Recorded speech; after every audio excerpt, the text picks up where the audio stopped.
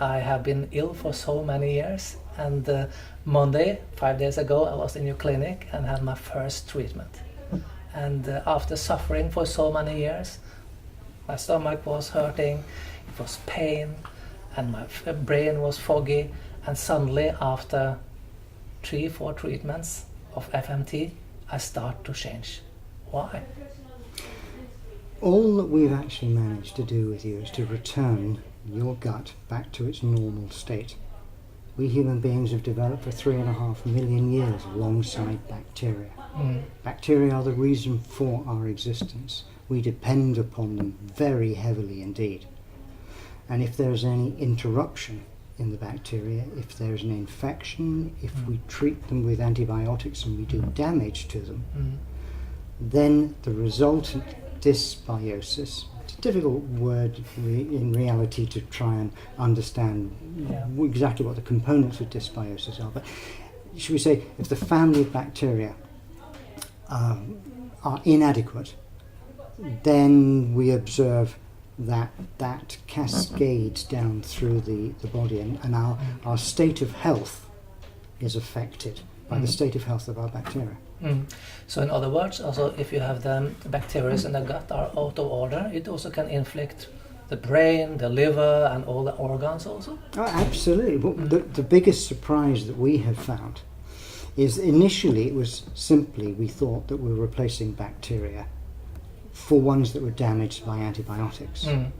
Then when patients with a broad range of diseases came to us and reported that their disease state was changing as well as having their gut improve, then we realized that we are a lot more dependent upon bacteria than we actually would prefer to admit.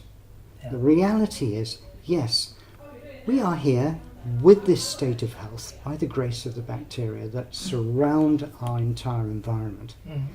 And this is a form of a new aspect of medicine. When I talk to physicians and gastroenterologists, I stress the point that the work I am doing is intended to make people look once again at biology, because we need to reintroduce biology back into medicine.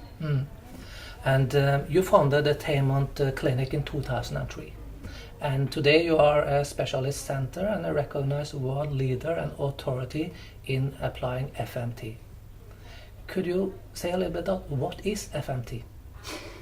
FMT, as opposed to what we hear quite often, fecal transplant, fecal microbiota transplant is the purification of the bacteria, not whole stool.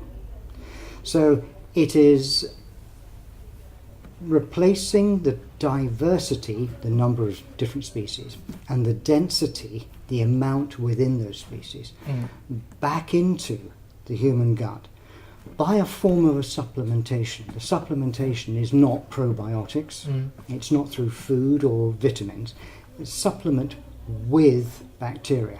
And we get them from a donor who is fit, strong, healthy, with no disease, transmittable disease, and then we can replace the gut microflora. So in my case, I've been using a lot of probiotics all these years, but it did not help. What is the difference by taking probiotics and using FMT? It was actually probiotics that led me to my path.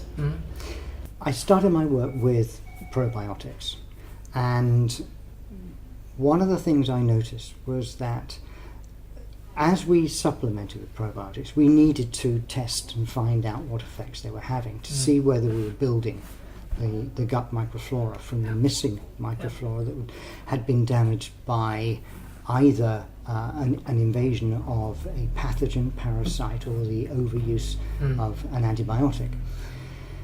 During the testing process, the laboratory requests that you refrain from taking probiotics for 2 weeks so that the sample can be tested. At that point I asked, why? Well, because we don't want the supplementation to distort the readings that we get. Why? Because we need to look at the underlying bacteria in the gut, not the supplementation. And then you have to say, well, does that mean that you were supplementing with probiotics, and if you stop for 2 weeks you won't find them? Well, that's the story. So the reason behind that is that you investigate the genetic features of bacteria. And of course all probiotic bacteria are harvested from a living creature, either human or an animal. And in harvesting you take them out of their natural in vivo environment where they've adapted to live specifically in that environment, and you move them into a new environment, which will be glass, stainless steel, into an artificial growing environment where you grow them on a substrate of food and you continue to grow them. Now, the moment you remove bacteria or you simply change the environment, you give the opportunity for that environment to change the genetic selections of these mutations that occur very regularly. Every time anything replicates itself, it gives the opportunity to mutate. If the mutation is good, the species advances. If the mutation is bad, you never hear of it again. So in glass, in artificial environments, bacteria were mutating to live in a new place, and we're getting very good at it. And those key characteristics that allowed it to live in vivo were now redundant and were being genetically selected out. So they were no longer key critical elements of their survival. And this is why probiotics are a subspecies, a new species. This is why the manufacturers give them their own new name. They're theirs, they own them, they belong to them, but no, they're natural. No, they're not. They are mutations. So you've looked at these new mutations, brilliant at surviving in glass and stainless steel, packaged them, put them back into an in vivo situation, and the key genetic properties for living in vivo have been lost. Now they have to be regained, and that's going to take 100 or so generations to get that situation back to where it was. But without having the characteristics, they slide straight on through. Now, make no mistake, you get a benefit from probiotics because they have the enzymes, they live in harmony with other bacteria, they can be useful whilst they're present. So as they travel through the gut, you will get benefits. There's no question that people have seen that. The question comes when you stop taking them and they have gone. So that made me realise that we had to do something about the way that the bacteria are mutating. How could we prevent that? And the answer was we had to harvest, had to stop mutation and store them for safety, and then put them to work. And what better way of doing it than simply taking the entire spectrum from a living creature, a human, freezing them, and then reusing them before mutation occurred. And so the big problem with the probiotics, they can't colonize. They colonize, and that's a correct thing. When they say colony forming units, they do colonize, they grow. But picture them being on a boat traveling down your gut, and food is making them grow and grow and grow. But to be able to stay, they need an anchor.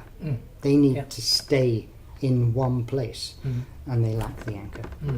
So the solution is then now to have donors, also healthy donors, and then take their stool and implant it to an ill being. Exactly that. First time I read about this, it felt a little bit, gross to have stool from other people inserted into my colon. It sounds dangerous, doesn't it? Yes. Is it safe, and how do you do it in your clinic? Well, under normal circumstances, of course, we are genetically programmed to avoid feces because it is actually quite unsafe in many ways. So the point about whole feces, to us human beings, is a difficult subject. But there is a component in feces that's very valuable, the bacteria.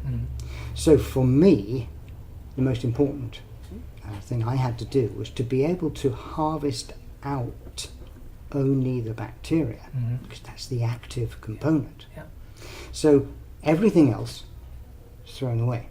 And there's a lot that is actually thrown away that would provide us no benefit of any kind, and in fact could turn out to cause complications if we were to use it. So we retain only the microflora, hence the fecal, because it comes from feces, microbiota, the community of bacteria, and the transplant from one place to another. And you have a unique way to make this secure. You have a very, very intensive way to find donors. Can you tell a little bit about? On the donors, it was really important that a patient who was compromised, whose health was compromised, would not be made worse by some disease that could be even minor in a donor, but could actually become a major disease in somebody whose immune system was compromised. So the finding of donors is actually quite difficult. We've utilised our members of staff to create a donor team, and we constantly look for strong, healthy, fit people with a good history of good health, a good understanding of their health, who've got a great, I use the word health again, but a great healthy ethic, who like to help other people.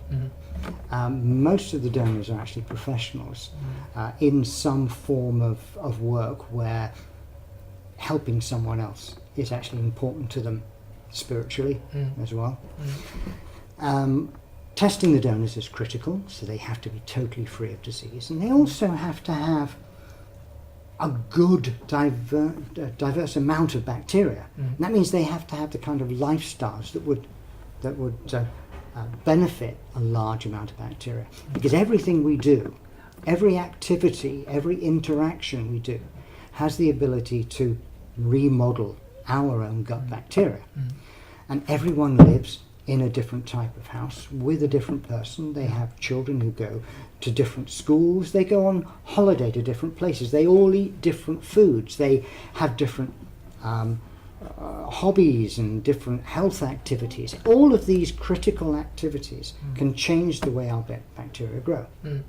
So we look for people who are likely to have the lifestyle that would have an increased amount of diversity of microflora. And then you do also what I liked before I come here to my treatment is that you are harvesting, and then it goes 3 months before you are using it to really check that everything is free for illness. Well, when you consider the number of life-threatening diseases that are not immediately apparent, patients can often walk around asymptomatic of a disease long before it affects them. And the same thing is with our donors. They could appear to be very fit, very well, but are carrying a disease state that is waiting until there are enough of the, if it's in case of a bacterial infection, quorum sensing is saying, no, not yet, there's not enough of us, wait, now we start our invasion. If you don't check for diseases that can take a long time to expose themselves, you would end up in a situation where I've heard that, particularly from America, where the patient's expected to find their own donor and bring them to the doctor's surgery along with a food blender, and the donor goes off into the bathroom, comes out, and they process it there and then. Now, there's an argument that, fresh is best. Really?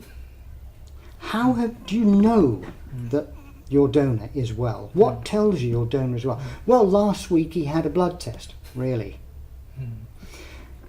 We must absolutely ensure that we can do no harm. Hippocrates' first promise, do no harm. So the principle is you collect, you keep collecting, and you test. When you are satisfied that the patient has not shown any symptoms, you start from the beginning and you use those implants because they're safe. If at any point the patient, the donor, fails the blood and stool tests, then you have to go back to find out what point they failed, And that has to be eliminated, and the donor needs treatment to remove the cause of the infection, whatever the disease state is, and we have to run through a period for them to return to health. Then we test again and start the whole process over again. It's very, very time consuming, but the critical part is it just absolutely has to be safe. And this is also one thing who makes you and your clinic authority in this field. Well, and you use the word authority. Yeah. It's just that we've used good science. Everything behind all the research is fundamental microbiology. It is application of good laboratory techniques, good handling techniques for bacteria. So we haven't invented anything new. Any young microbiologist who's watching this program right now will go, we did that last week. You know, we know that when you handle bacteria, particularly the ones that live inside the body, they do so in an area where there is no air, no oxygen available. So the largest proportion of your species in your gut, the largest part of the proportion of the species in your gut are anaerobic. They don't breathe oxygen. Oxygen's a poison. So they must keep the bacteria safe from oxygen. Now, students will go, yes, of course, that's right, because we keep them in vessels where there's no oxygen. We use non-reactive gases to protect them so that we can put them back in the freezer. And next week at our next lecture, we can bring them out and bring them back, warm them up, make them live again, look at them under the microscope, look at their characteristics of their behaviour. When the lecture's finished, we put them away back in the freezer safely in an environment where they won't be damaged. So this is first year microbiology. And you talk to doctors who try to practice FMT, they have no clue. They do not realise the importance of protection of the bacteria. And with this method, the full potential of the bacteria are inserted into the client. To damage as few bacteria as possible is the entire aim. We want to be able to restore as many of the normal species. And it is a pointless exercise in deliberately damaging them. The idea that you would just take stool, put it into a vessel and shake it up with air, to any microbiologist is nonsensical. Why would you damage it? Why would you deliberately destroy so many species when the object is to put as many species into the recipient as possible? So yes, microbiologists do smile at some medical techniques. And then it's back to the do-it-yourself FMT. This is also with the blender. You find your own donor, take a blender, put some saline and then anemia. This is something you definitely are. Yeah, you can also play Russian roulette. Yeah. I mean, the fact that people go to the toilet every day doesn't make them experts in what we're talking about, the subject matter. In the same way as if you had, I don't know, appendicitis, with an old penknife, a pair of scissors, a needle and some string, I would probably be able to remove your appendix, do a passable job of it. You wouldn't want me to. No. No, you'd rather say, actually, that's something I'd leave to a surgeon. Yeah. So, despite the fact that we all go to the toilet, doesn't necessarily mean that it's a safe practice. There are aspects of this that are critically important. And one of those is the use of whole stool, which, as time runs on, is becoming a critical factor. There are many other things in whole stool that are not beneficial. Who can actually hurt us? Well, one interesting point in a conference I went to last week was where FMT was carried out on a female patient from a male donor as whole stool. And then they noticed that the male hormones that were being excreted out of the male feces were affecting the female's endocrinological system. So there can be complications there that nobody sees. Likewise, a male recipient would not want the progesterone and estrogen in vast amounts from a female donor. So those are removed in the processing. So here quality is the clue. Absolutely. Yeah. It seems that health issues with the digestive system are getting epidemic in our world. And what is the main reason for this epidemic? Our intelligence, our ability to create new things in our environment, and our greed and hunger for money, I think, is part of it. Business has turned food into big business. We're able now to make new food products that we don't understand. If you consider, when I said bacteria, when they replicate themselves, they can make genetic advantages, these small genetic mistakes. We get one opportunity in every 25 years when we have a child. Now, our ability to create new types of chemical structures that we now call food is outstripping our own ability to mutate to accept it. So we're seeing in the Western world new Western foods that are outstripping our ability to cope.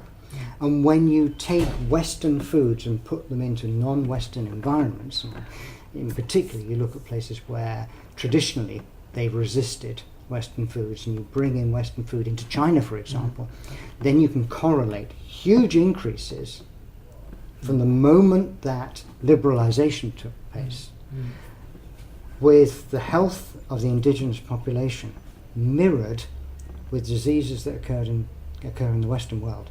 Now we're starting to see Chinese having Western-style diseases where they've never ever had them before. And this is the introduction of Western diet. And part of that problem is we simply cannot mutate fast enough to keep up with our ability to create new foods, or what we think we call foods. The reality is, man has survived rather nicely on foods that he got up in the morning to go out and pick, to knock off trees, to dig out the ground, get a sharp pointed stick and throw it at something. These are foods that have got man through some 3.5 million years of development until the last 100 years. Now, there were disease states and hygiene that had high attrition rates on man, and obviously poor medicine, poor surgical procedures, but in reality we've done rather well on the type of food that we would chance upon. If you want to call it hunter-gatherer, popularly now they use a term called paleo, but it's foods that we recognize, foods that we've grown up alongside, foods that genetically we're familiar with, but that's all changing. And so is the health of the human animal changing rapidly.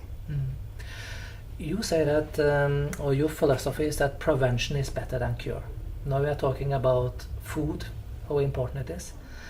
What other kind of advices would you give? I think we've covered that. We're slow in adapting. We have to accept that. Food is such an important cornerstone. It's such a major feature of the way our bacteria behave inside us. Part of the course of the treatment is understanding the food groups that best benefit us.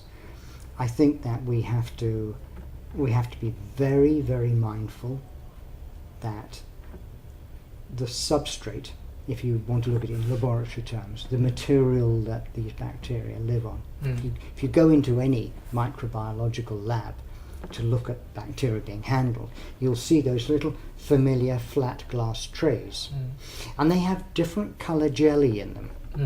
The reason for that is that substrate, whatever the substrate is specific to grow certain bacterial species on, so that you can isolate them, grow them and work with them and do the research or whatever is needed.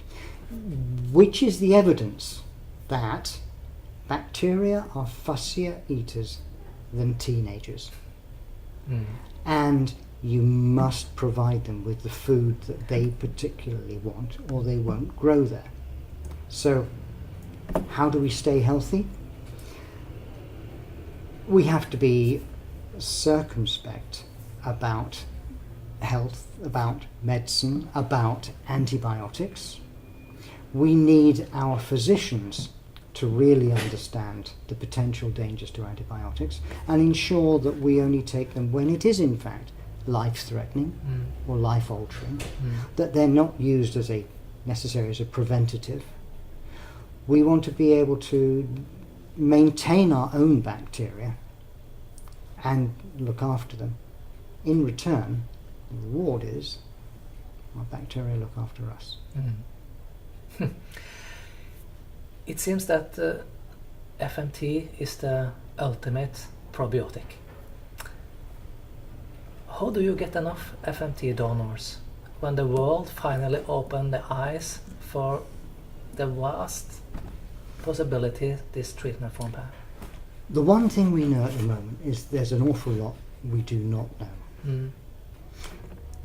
There may well be research that we'll be undertaking in the next few years which will identify specific species and their effect on particular disease states, so that we won't have to go through the whole FMT process, that we can actually say, well, by the way, for this disease state you're lacking a particular genus and we can provide that. So it may be that we will develop methods of harvesting only specific bacteria to use in a special circumstance. We're starting already to look at the fact that some patients with a particular missing group of bacteria can be receiving implants from a donor who's very good at that particular set of species, so that you can match a donor and a patient together. There's so much for us still to learn. After all, my work has been only going on a few years, and there's much more for us to now investigate. The way that disease states respond gives us a responsibility to the human race to spend more time and effort researching, understanding. We absolutely have to make sense of why everything we see is happening, and not just to accept it. The gut is one of those last deep oceans that's been unexplored. Well, now we can go down that far. We need to look and find out what's happening in there and what bacteria can do for us. Glenn, you have a lot of experience with clients having problems, different problems. Can you tell a little about what kind of illnesses would FMT be a part of the help? Do you know, that's the single biggest surprise. That is the single biggest surprise for us. Originally we looked at the most obvious forms of dysbiosis, lack of bacteria. So we were working with IBS, we were looking at antibiotic IBS and other disease states where it was clear we had to replace just the microflora to make things normal. We started to receive patients from doctors who said, look, I've got a patient with a complicated disease, but underneath that they are really uncomfortable with a gut problem. Would you be able to just rectify the gut problem? Which doesn't seem an unreasonable request, and of course we can. We won't go anywhere near their disease state, we'll just change their bacteria. And then when the doctor comes back and says, now that's interesting, you've changed the patient's disease state. So it is by serendipity, by good chance, good fortune, that we are beginning to see that there are neurological diseases with a very strong connection with gut bacteria. You change the bacteria, you change the way the neurological disease presents. Autoimmune diseases, big surprise. So this actually means then that the bacteria really do play an important role that needs investigation, it needs to be understood. That when you change the gut bacteria, an autoimmune disease changes. Ulcerative colitis, I would never have realised that if you continually represent a colitis patient with new bacteria, that you can see extraordinary levels of resolution. We have a particular patient who's had their most recent colonoscopy, and the doctor said after 15 years I can no longer find any trace at all of your disease. Now, has the patient spontaneously repaired their gut? I don't know. All I know is that patient has had an awful lot of FMT and has improved over a period of time to the point where there are no drugs needed whatsoever. Doctors don't tell you of many cases where you get remission or on their own. So we're seeing autoimmune, we're seeing neurological, we're seeing the usual sort of gastroenterological. Then you move into some rather tricky areas where people say, well, if, you know, I know somebody who's got a terrible gut, but they've got autism, and you go, hang on, I'm not sure where we go here. There's moral issues about which diseases that you do attempt to treat the underlying disease, and then look to see whether the primary presenting disease can change. And there are huge moral issues that must be discussed, and that is why I think it's very, very important for governments to take a stand and to create formal regulatory structures around medicine. In the United Kingdom at the moment, the primary authority, the Medicines and Healthcare Regulatory Authority, has now made a statement that by looking at the evidence it's collected, that FMT has an effect on the human health. Now, by that definition, it should be a medicinal product. We're still trying to work out how you categorize that accurately, because of course restoring the gut bacteria actually means, so if you put everything back to normal is a medicine. It's a complex question, isn't it? But it does need regulatory oversight. It does need medicine to take control of this. Without it lies chaos, danger, putting the public at danger, putting vulnerable people in harm's way. So I agree completely that the European medicines authorities and individual national medicines authorities should be looking at this very carefully and taking responsibility. Because it's a big subject. It may turn out to be the biggest surprise of the 21st century. And we hope to be there leading the way, if we're permitted to do so, to make these breakthroughs. So we take step by step in the right direction for a healthy gut. What's now? What is your vision for the future? Well, at the moment, we're only exposing FMT to a very small amount of people on the planet. We get a lot of interest from all over the world, but because of our location, because of the costs of functioning within the United Kingdom and the obvious expenditure of running a clinic here, it can be out of the reach of many people. I would like to see the benefits of FMT being made available worldwide. Now, to start this, we are looking at overseas partnerships. We are looking at creating alliances with clinics and hospitals, sharing our knowledge that we've acquired so far. We've got some 6,000 procedures behind us now, which, when I attended a recent medical conference, kind of stopped the room dead for a second, and everybody went quiet because they thought maybe 100 or 2 was a lot. And 6,000 is a significant figure, which may be, I don't know, maybe more than anyone else has performed so far, and we've done so without any major event. FMT is not without effect. We can see some instances where repeated exposure to bacteria cause an elevation in an immune response, where it's wise to stop and wait, and perhaps even look for medical intervention to bring us back down to a calm state before considering returning to it. And people often feel that they've got a cold or feeling they've got sort of flu-like symptoms within a day or two of receiving their implants. It could be that the immune system is expressing that in terms of, this is new, what's happening to me? So we're mindful that we have to be absolutely safe and be able to deliver this to more people at an affordable cost, and just not keep it as sort of a Western privilege. This surely has to then be shown to the whole world. Where we take it from here may be methods of delivery. At the moment, it's an ick subject, particularly when you consider the way that it's applied. Some cases, orally, and others rectally. But the fact that we do the sort of placing bacteria into your gut can actually be a sort of a social stigma.